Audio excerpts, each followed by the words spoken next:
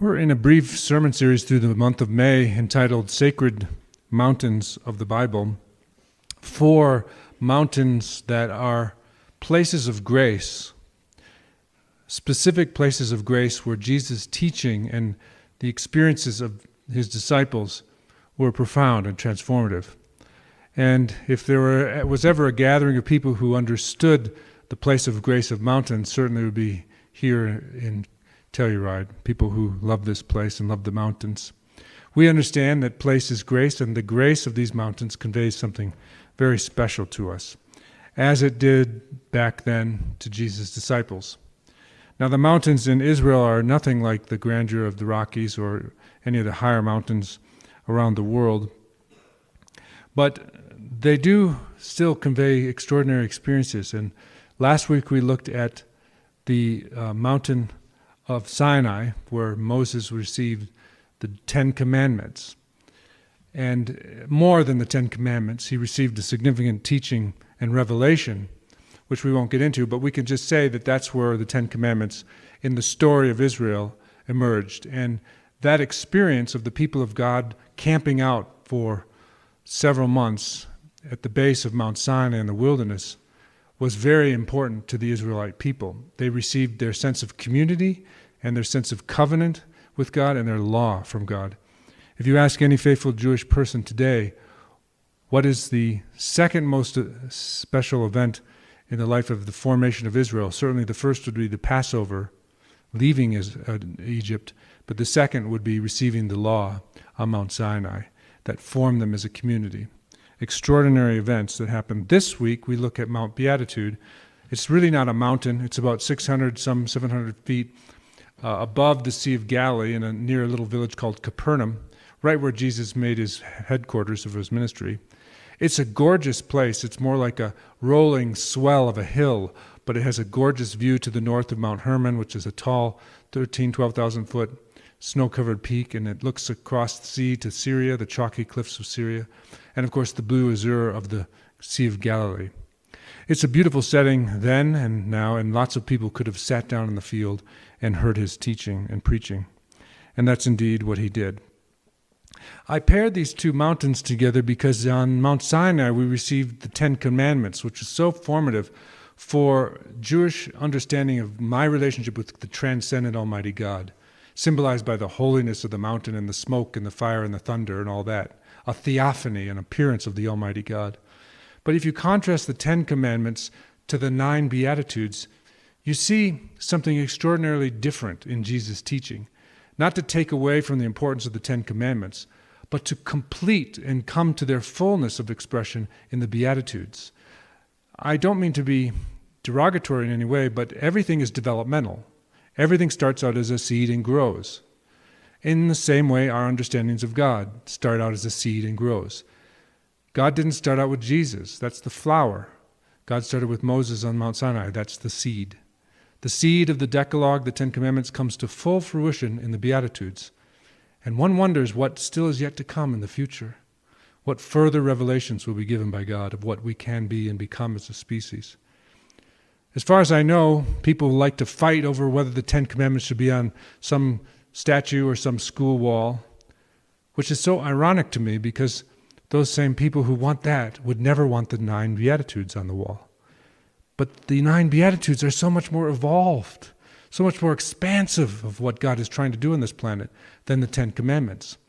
I say the 10 Commandments are great, but the Beatitudes fulfill the 10 Commandments in an extraordinary way. Put the Beatitudes on your heart. Put the Beatitudes on your wall. Another way of looking at the Beatitudes by way of introduction is thinking about the 10 Commandments as the masculine aspect of God and the Beatitudes as the feminine aspect of God. And combined, what do the masculine and feminine produce? A child. The fruit of the masculine and feminine coming together are the people of God. And we are to live by this fusion, if you will, and bear good fruit in our lives, the fruit of the Spirit. And like I said, 2,000 years ago, Jesus was the flower of the Beatitudes. What is yet to come? I don't believe God's revelation stops there. And so these are good things to ponder by way of introduction.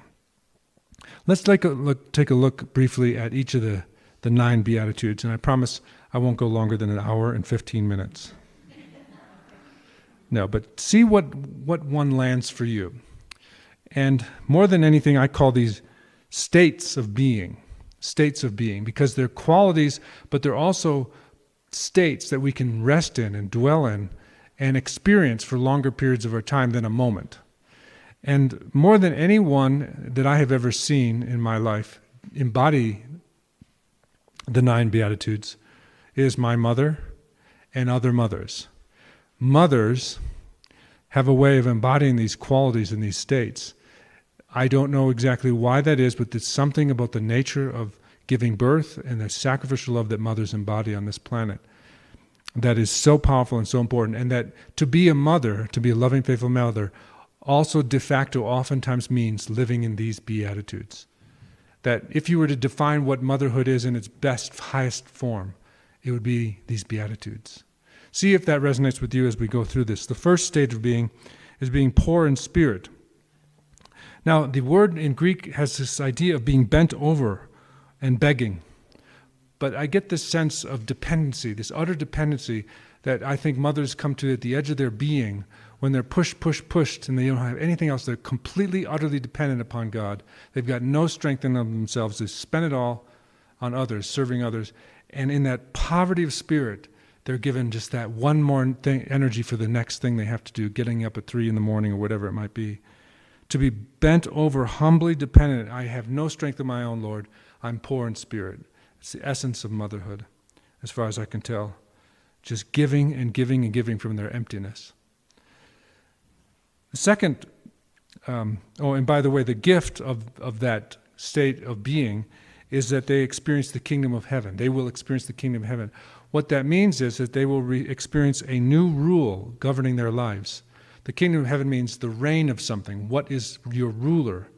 And when you live this way, from this poverty of spirit, of this utter dependency of your spirit, this humility, this emptiness, you will be given a new rule to live by that people won't understand. They won't understand how you're able to give and give and give. The second being attitude is those who are mourning. Now, of course, this has to do with people who are grieving the death of a loved one. But expanding that, the Greek word has to do with empathy. It's pathos. It's the Greek word pathos, which means those who have feeling deeply, deeply feeling emotions, those who are feeling something deeply. Blessed are those who are feeling deeply, not on the surface of things, not just passing by, but blessed are those who feel deeply. And that to me, again, is the definition of motherhood. Mothers feel deeply.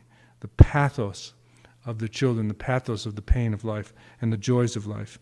And these people who feel deeply, they will be comforted. The Greek word is to be parakleted, to be encircled. They will be tended to. They will be cared by someone coming alongside them.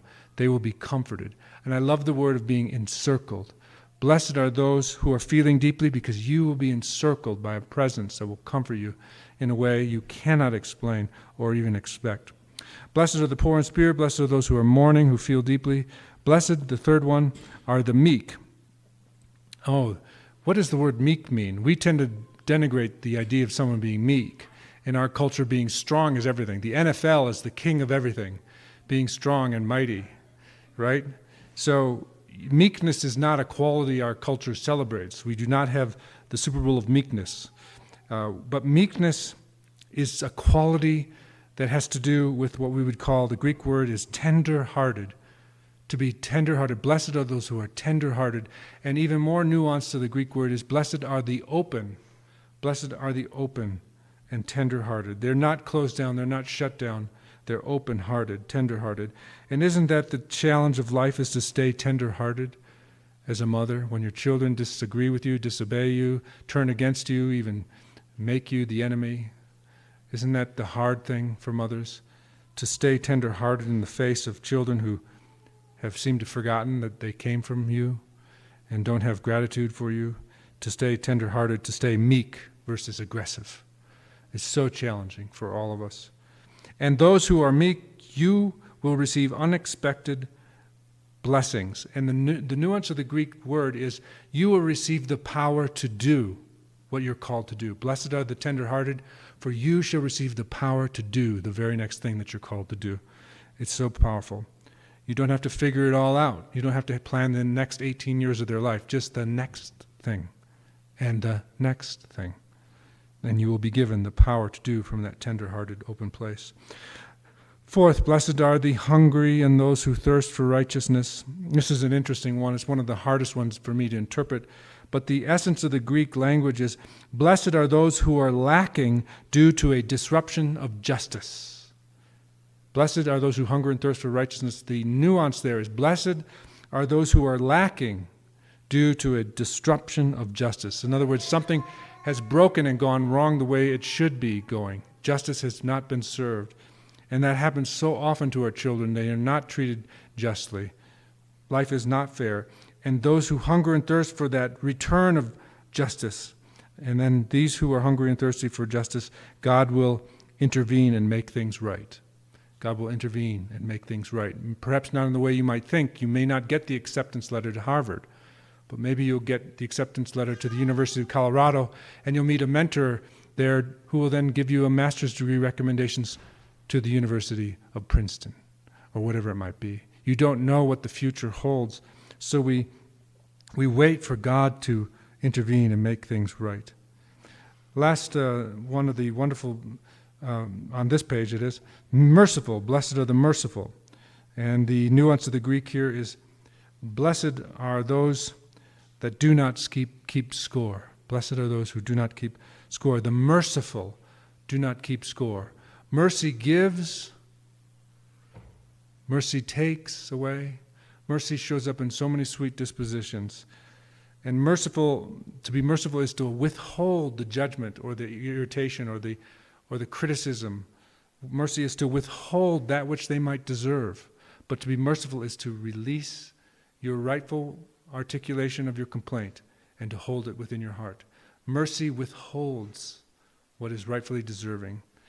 You deserve death, but in my mercy, I'll give you a spanking. You deserve punishment, but in my mercy, I will give you grace and forgiveness. Mercy is a really beautiful thing. Mercy withholds and grace gives. Mercy withholds what we deserve, and grace gives what we don't deserve. It's a beautiful way of tangoing with those two similar words. Mercy withholds what we deserve, and grace gives what we don't deserve. Blessed are the merciful, for they will reap what they sow. In other words, as you give mercy, as you withhold all the things that rightfully could be said, you will receive the same mercy in return. You will receive what you reap. You will sow what you reap. You will reap what you sow. Blessed are those beings who are poor in spirit, who are mourning, who are meek, who are hunger and thirst for righteousness. Blessed are the merciful. Coming to a conclusion here, we go just three more. Blessed are the pure in heart. This is the most mysterious and wonderful of them all, to be pure in heart. Have you ever thought about what it means to be pure in heart? Have you ever asked God to give you purity of heart? It's a beautiful thing to give and to receive. It means, the Greek word is catheter, where we get catheterization, to be hollowed out. Blessed are those who are open, centered, and flowing freely. Blessed are those who aren't blocked by some sort of resistance or hardness of heart, but who have had been catheterized and are freely flowing with God's love. Blessed are the pure in heart, and the blessing of the gift of being the pure in heart is, for they shall see God, which is pretty high-minded. But what would that mean on a spiritual inner level for each of us? Blessed are those who are open and flowing with God's love, for they shall be attended to, for they shall receive, and they shall experience the presence of God in all things. It's a beautiful invitation to be pure in heart, because we see what we be, and the more free we are, the freer we see. We see God's love everywhere, not just in certain people or in certain things. To be pure in heart is really the evolution of the Beatitudes of all human beings. Blessed are the peacemakers. Blessed are the peacemakers. Now, this is one of mother's most important gifts that they give to the family. They're oftentimes peacemakers, and it falls to them to be peacemakers. But the notion of the Greek word peacemaker means those who embody harmony and are attuned to everyone in the system. And those who are radiating that peacefulness themselves. They've received the peace of the Lord in their heart, and they can extend that peace to their children. Because motherhood must of all places, where do you go shopping for peace as a mother? Where do you find that peace when you're so busy and so drawn in so many different directions? Where's the store where they sell peace? I need more of it. And that's where you need your own inner life of the Spirit in the quietness of the morning or the evening to draw from the strength of God's peace. And those peacemakers have harmony, attunement, and they're radiating. They're able to live in other situations that are disharmonious, bringing harmony to others. It's a beautiful vision for Jesus. And then lastly, blessed are those who are persecuted for righteousness' sake or reviled for me. And the notion of the Greek word there of persecution means blessed are those who are earnest, sincere, and moving forward towards something with unrelenting grit. Blessed are those who are earnest and sincere and have that grit, that resiliency, no matter what happens. No matter what resistance children bring to you, no matter how screaming the baby is, no matter how difficult the kid might be in this season of life, it will pass. Blessed are those who are persecuted, who are earnest, who are sincere, and moving forward toward that joyful destiny you know in your heart to be possible for you and for your family. Those who are persecuted stay strong by being sincere, knowing that not everything goes their way, but in their sincerity of heart, they do their best, and they keep falling down and they get up. They're not thrown off by a little resistance. And more than anything, mothers embody all these being qualities, being attitudes. Be this way, do this way. These are the Beatitudes of Jesus. And they're aspirational for all of us. And not just for women, not just for mothers, but for fathers and men, and every being in between, masculine and feminine, all the different expressions. All of us can put on these Beatitudes more and more in each of our lives. And it's a beautiful vision. Jesus gives these instructions from the Mount of Beatitudes, and I believe that that mountain symbolizes so many of them. The openness, the beauty, the blowing wind, the views, the expansiveness. And it invites us to listen for God's teaching as we go hiking and go up in the mountains, to hear what the Spirit is speaking to us. Because if there's anything that's recurring theme in these mountains, is that where the people ascend to the high place, you can count on getting some revelation that will comfort you, guide you, help you, be just the right word for you in your life at this time. That there's something about going up that allows God the initiative to come down and meet us. And so these places become places of great grace. As I said, place is grace. You've heard what I've had to say. Let's take a moment in the silence as the Spirit completes the message for you today.